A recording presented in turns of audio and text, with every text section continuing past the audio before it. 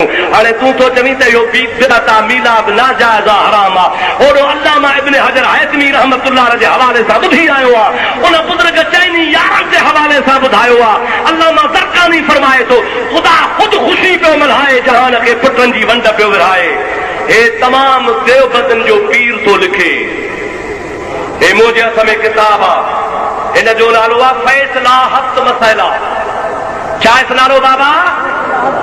फैसला हक़ मसइला। ॾिसो ॾिसो ओ मुस्लमानो, ॾिसो हे फैसला हक़ मसइला कहजो किताब आहे। मौलवी हाजी इमदादुल्लाह मुहाजिर मक्की जो लिखियल आहे। मौलवी इमदादुल्लाह मुहाजिर मक्की अशरफ अली जो मुर्शिद आहे, रशीद अहमद गंगोही जो मुर्शिद आहे, मौलवी कासिम नानोतवी जो मुर्शिद आहे।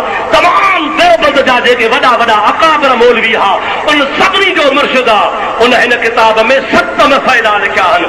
7 मसइलनि मंझां पहिरियों मसइलो नबी करीम सल्लल्लाहु अलैहि वसल्लम जो लिखे थो। पहला मसइला ॾिसो ॾिसो, पहला मसइला मौलूद शरीफ के बारे में, नबी करीम जे मीलाद जे बारे में। अवां ॾिसी सघो था, किताब मां वटि मौजूद आहे।